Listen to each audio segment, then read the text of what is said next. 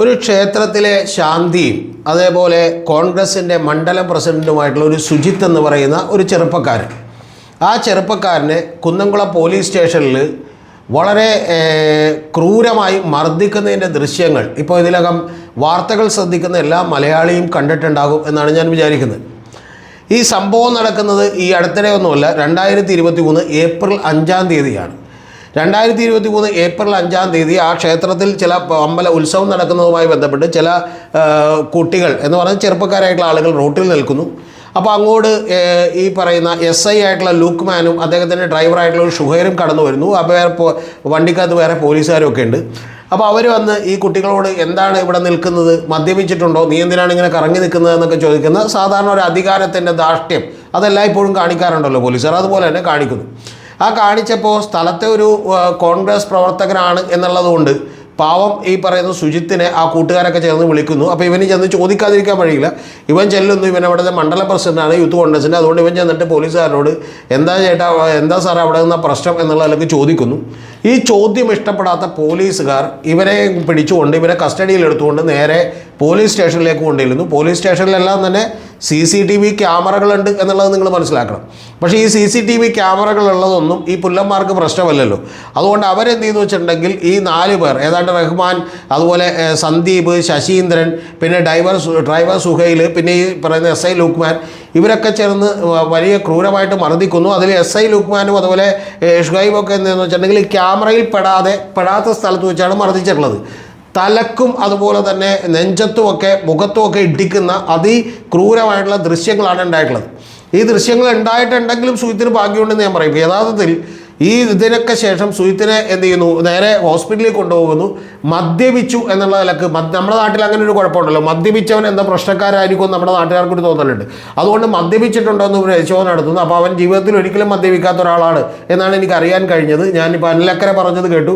കൂടാതെ ഞാൻ അവിടെയുള്ള ചില പ്രാദേശിക നേതാക്കന്മാരുമൊക്കെ ആയിട്ട് സംസാരിച്ചിരുന്നു. അപ്പോൾ അവനെ എന്ത് ചെയ്യുന്നു, കൊണ്ടുപോയിട്ട് അതില്ല എന്ന് പറയുന്നു. അതുകൊണ്ട് ഒരു കള്ളക്കേസ് ചാർജ് ചെയ്യാൻ ശ്രമിക്കുന്നു. പക്ഷേ കള്ളക്കേസ് ചാർജ് ചെയ്യാൻ ശ്രമിക്കുന്നില്ല. അതിനുശേഷം ഒരു വിട്ടയക്കുന്നു. അതിനുശേഷം അന്ന് കേസ് ചാർജ് ചെയ്യുന്നു. എന്നിട്ടും കേസ് ചാർജ് ചെയ്തതിന് ശേഷം കുന്നംകുളത്ത് ചെല്ലുമ്പോൾ മജിസ്ട്രേറ്റ് എന്ത് ചെയ്യുന്നു, ഇവന് ജാമ്യം കൊടുക്കുന്നു. ആ ജാമ്യം കൊടുത്തതിന് ശേഷം 2 കൊല്ലത്തിലധികമായി ഈ CCTV ദൃശ്യങ്ങൾ കിട്ടാനുള്ള പോരാട്ടത്തിലാണ്. ആ പോരാട്ടത്തിൽ കിട്ടാൻ വേണ്ടി ശ്രമിക്കുമ്പോൾ ചില DYSPമാർ, ചില സർക്കിൾ ഇൻസ്പെക്ടർമാർ ഇതൊക്കെ തന്നെ നിരാകരിക്കുന്നു. കാരണം ഇവരുടേതൊരു കൊള്ള സംഘമാണല്ലോ, അതുകൊണ്ട് ആളുകളെ പൊതിഞ്ഞു പിടിക്കണം. ഇതിനൊരു പശ്ചാത്തലവും കൂടിയുണ്ട്.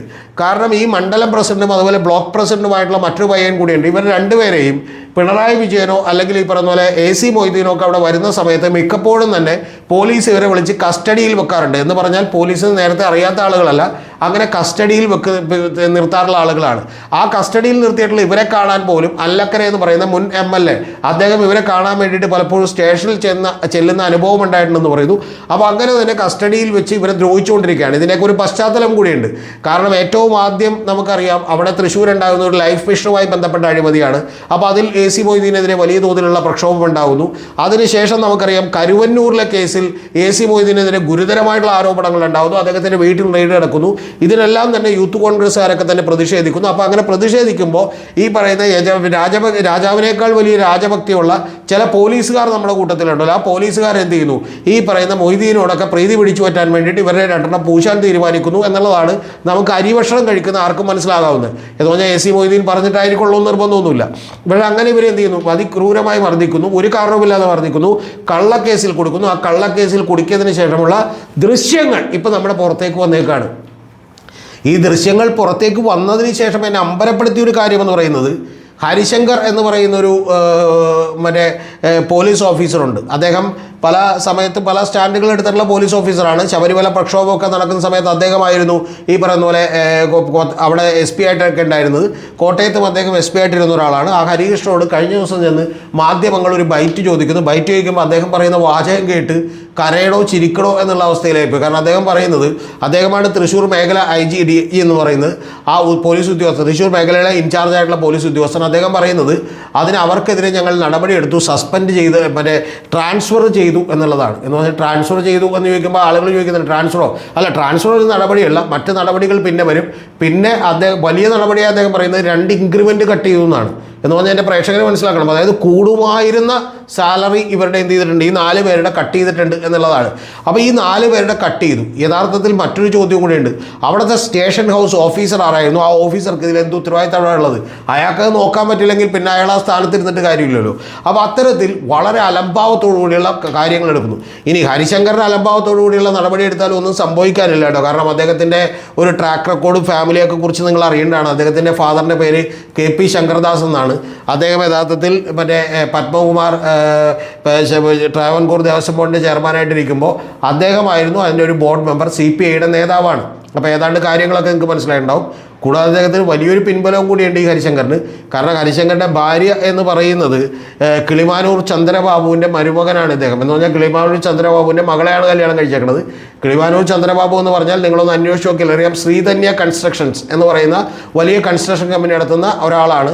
ഒരു 5000 കോടിയൊക്കെ ടേൺ ഓവർ ഉണ്ടാകുന്ന ഒരാളാണ് അദ്ദേഹം. സാധാരണ ഈ നിലയിൽ തുടങ്ങിയതാണ്, വലിയ തോതിൽ ഉയർന്നതാണ്. പക്ഷേ വെള്ളാപ്പള്ളി നടേശനുമായി പിടഞ്ഞു നിൽക്കുകയാണ് എന്ന് പറയുന്ന ഒരു അസൗകര്യമുണ്ട് അദ്ദേഹത്തിൻ്റെ വീട് സ്ഥാപനങ്ങളിൽ. കഴിഞ്ഞ തവണ ഞാൻ KPCC ഓഫീസിൽ ചെല്ലുമ്പോൾ തന്നെ അതിൻ്റെ ഓപ്പോസിറ്റാണ് ഇദ്ദേഹത്തിൻ്റെ സ്ഥാപനം. അവിടെയൊക്കെ റെയ്ഡ് കിടക്കുകയായിരുന്നു കഴിഞ്ഞ ഏതാനും നാളുകൾക്ക് മുമ്പ്. അപ്പോൾ അത്തരത്തിൽ വലിയ സമ്പന്നനായിട്ടുള്ള ഒരാൾ കൂടിയാണ്, വലിയ സ്വാധീനമുള്ള ആളുകളാണ്. അപ്പോൾ ഇത്തരത്തിലുള്ള ഒരാളാണ് ഹരിശങ്കർ. അതുകൊണ്ട് ഹരിശങ്കർ വളരെ കൂളായിട്ട് നിന്ന്, അദ്ദേഹം തെറ്റിയതു എന്ന് ഞാൻ പറയുന്നില്ല, പക്ഷേ അദ്ദേഹം വളരെ സിമ്പിളായി പറയുന്ന ഒരു കാര്യം, ഞങ്ങൾ ഇതുപോലെ 2 ഇൻക്രിമെൻറ്റുകൾ കൂടി കട്ട് ചെയ്തിട്ടുണ്ടെന്നാണ്. ഇനി ഇത് നമ്മൾ കണ്ടത് ഇപ്പോൾ ഇത്രയാണ്, ഇനി കാണാത്തത് എന്തായിരിക്കുമെന്നാണ് നമ്മൾ വിചാരിക്കുന്നത്. കാരണം CCTV ക്യാമറയിൽ പെടാത്ത കാര്യങ്ങൾ ആ സ്ഥലങ്ങളിൽ വെച്ച് ഇതിനേക്കാൾ വലിയ തോതിൽ മർദ്ദിച്ചിട്ടുണ്ട് എന്നുള്ളതാണ് അറിയുന്നത്.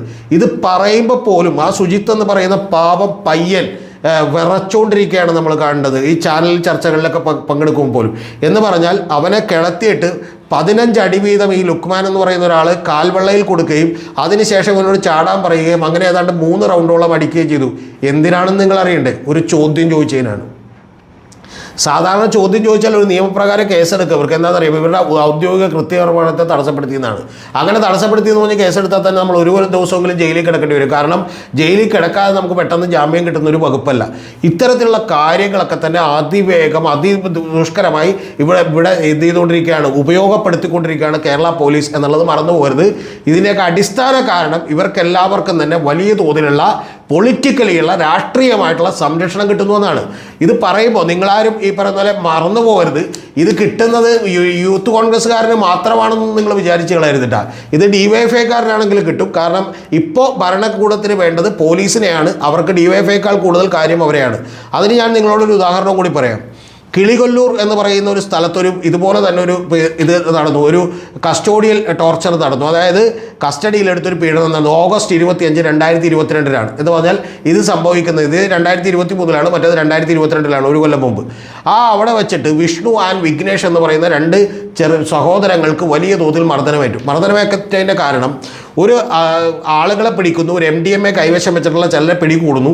അവരെ ജാമ്യം എടുക്കണമെന്ന് ആവശ്യപ്പെട്ട് അവിടുത്തെ DYFIയുടെ തന്നെ ഒരു മേഖലാ സെക്രട്ടറിയോ ജോയിൻറ്റ് സെക്രട്ടറിയോ ആയിരുന്നു ഒരുത്തൻ. അവരുടെ പേരാണ് ഇതിലൊരാൾ, ഈ പറയുന്ന സഹോദരന്മാരിലൊരാൾ. ആ ഇളയ സഹോദരനെ അവർ വിളിച്ചു വരുത്തുന്നു. അപ്പോൾ അവൻ പറയുന്നു, എനിക്ക് മയക്കുമരുന്ന് പിടിച്ചിട്ടുള്ള ആളുകൾക്ക് വേണ്ടി എനിക്ക് ജാമ്യം എടുക്കാൻ കഴിയില്ല എന്ന് പറയുന്നു. പോലീസ് നിർബന്ധിക്കുന്നു. പോലീസുമായിട്ടൊരു വാക്കേറ്റമാകുന്നു. ആ വാക്കേറ്റത്തിൻ്റെ ഭാഗമായിട്ട് ഇവരെ എന്ത് ചെയ്യുന്നു, പോലീസ് സ്റ്റേഷനകത്തിട്ട് മർദ്ദിക്കുന്നത് അറിഞ്ഞ് സ്വന്തം ചേട്ടൻ, അദ്ദേഹം ഒരു സൈനികനാണ്, അദ്ദേഹം ഇതറിഞ്ഞ് അങ്ങോട്ട് പാഞ്ഞെത്തുന്നു. ആ സൈനികരുമായിട്ട് ഇവർ വീണ്ടും എന്ത് ചെയ്യുന്നു, കയ്യേറ്റം നടത്തുന്നു. ഈ 2 പേരെയും സഹോദരങ്ങളെ അതിക്രൂരമായി മർദ്ദിക്കുന്നു. ആ മർദ്ദിച്ചതിന് ശേഷം അന്നത്തെ അവിടുത്തെ പോലീസ് കമ്മീഷണറായിരുന്ന മെറിൻ ജോസഫ് ഒരു അന്വേഷണം നടത്തി ഗവൺമെൻറ്റിന് ഒരു റിപ്പോർട്ട് കൊടുക്കുന്നു. വളരെ വിചിത്രമായിട്ടുള്ളൊരു റിപ്പോർട്ട്. ആ റിപ്പോർട്ട് എന്തായിരുന്നു എന്ന് വെച്ചാൽ, പോലീസ് സ്റ്റേഷനകത്ത് വെച്ച് മർദ്ദനം നടന്നിട്ടുണ്ട് എന്നുള്ളത് സത്യമാണ്, പക്ഷേ മർദ്ദനം നടത്തിയത് ആരാണെന്ന് കണ്ടുപിടിക്കാൻ കഴിയില്ല എന്നാണ്. കൂടാതെ അതിൽ പങ്കെടുത്തു എന്ന് പറയപ്പെടുന്ന ചില ആളുകളെയൊക്കെ അവരുടെ വീടിൻ്റെ അടുത്തേക്ക് സ്ഥലം മാറ്റം കൊടുക്കുന്നു. ഇതാണ് പോലീസിൻ്റെ നടപടി എന്ന് പറയുന്നത്. ഇതിന് ശേഷം DYFI പ്രവർത്തകർ പാവം മേഖലാ കമ്മിറ്റിയിലേക്കുള്ള ചില 10-20 പേര് ചേർന്ന് ആ പോലീസ് സ്റ്റേഷന് മുമ്പിൽ ചില സമരങ്ങൾ നടത്തുന്നു. പക്ഷേ ആ സമരം നടത്തിക്കൊണ്ടൊന്നും ഒരു പ്രയോജനമില്ല. കാരണം DYFI മേഖലാ സെക്രട്ടറിയേക്കാൾ എത്ര വലിയ പോസ്റ്റിലാണ് ചില ജില്ലാ നേതാക്കന്മാരുടെയും സംസ്ഥാന നേതാക്കന്മാരുടെയും അടുപ്പക്കാരനായിട്ടുള്ള സർക്കിൾ ഇൻസ്പെക്ടറും SHOയും എന്നൊക്കെ അറിയാനുള്ള ഈ പറയുന്ന പോലെ ബോധം പാവം DYFIക്കാരനില്ലാതെ പോയി. അതുകൊണ്ട് DYFIക്കാരനും ഇത് നേരത്തെ അനുഭവിച്ചിട്ടുണ്ട്. വരാപ്പുഴയിൽ കസ്റ്റോഡിയൽ ഡെത്ത് കടന്ന് നമുക്കറിയാം. ആള് മാറി എന്ത് ചെയ്തു, കൊന്നു കളഞ്ഞു. ആ പയ്യൻ്റെ അനിയൻ ഈ വൈറ്റ് ലൈനിൽ നിന്ന് മീൻകച്ചവടം നടത്തുന്ന കാണാം. ഇത്തരത്തിലുള്ള നിരവധി സംഭവങ്ങൾ കേരളത്തിൽ ഉണ്ടായിക്കൊണ്ടിരിക്കുന്നു. കാരണം ക്രിമിനലുകളായിട്ടുള്ള, ക്രിമിനൽ രേഖകളുള്ള, ക്രിമിനൽ സ്വഭാവമുള്ള, ഇവർക്ക് എന്തും ചെയ്യാൻ താല്പര്യരായിട്ടുള്ള, നിയമം അനുസരിക്കാത്ത, ഭരണഘടനയൊന്നും അനുസരിക്കാത്ത പോലീസുകാരെ കുത്തി നിറച്ചിരിക്കുകയാണ് ഈ പറയുന്ന ലോ ആൻഡ് ഓർഡറിൽ. ആ ലോ ആൻഡ് ഓർഡറിൻ്റെ കീ പോസ്റ്റുകളിലെല്ലാം അതാത് സ്ഥലത്തെ ആളുകൾക്ക് ഭരിക്കാൻ വേണ്ടിയിട്ടുള്ള, അല്ലെങ്കിൽ അവർക്ക് പറഞ്ഞാൽ ഈ പറഞ്ഞ പോലെ ഇരിക്കാൻ പറഞ്ഞാൽ ഇഴയുന്ന രീതിയിലുള്ള ആളുകളെ വെച്ചു കൊടുത്തിരിക്കുന്നു എന്നുള്ളതാണ് യാഥാർത്ഥ്യം. ഇപ്പം ഈ സുജിത്ത് എന്ന് പറയുന്ന പയ്യനും നേരത്തെ പറഞ്ഞ പയ്യനൊക്കെ ഗുരുതരമായ പരിക്കേറ്റ് ഒരിക്കലും റിപ്പയർ ചെയ്യാൻ പറ്റാത്ത രീതിയിലുള്ള ബോഡിക്ക് ഡാമേജ് ഏറ്റിട്ടുള്ള ആളുകളാണ്. ഈ സുജിത്ത് എന്ന് പറയുന്ന പയ്യനും ഇപ്പോഴും കൃത്യമായിട്ട് ചെവി കേൾക്കാൻ വയ്യ എന്നാണ് പറയുന്നത്. ആ ചെവി കേൾക്കാൻ വയ്യ എന്ന് പറയുന്ന ക്രൂരത ചെയ്തിട്ടുള്ള പോലീസുകാർക്ക് 2 ഇൻക്രിമെൻറ്റ് കട്ട് ചെയ്തു എന്നുള്ളതാണ് പറയുന്നത്. എന്ത് പറയാനാണ് ഈ നാട്ടിൽ? ഇതൊക്കെ ഈ നാട്ടിൽ സംഭവിച്ചുകൊണ്ടിരിക്കുമ്പോഴാണ് നിങ്ങൾ അറിയേണ്ടത് ഈ പറയുന്ന പോലെ TP കേസിലെ പ്രതികൾക്ക് അകത്തെന്ത് ചെയ്യുന്നത്, ഫേസ്ബുക്ക് അനുവദിക്കാൻ സൗകര്യം കിട്ടുന്നത്, വഴി അവരെ കോടതിയിൽ കൊണ്ടുപോകുമ്പോൾ മദ്യപിക്കാൻ സൗകര്യം കിട്ടുന്നത് എന്നുള്ളത് കൂടി നിങ്ങൾ മറന്നു പോകരുത്.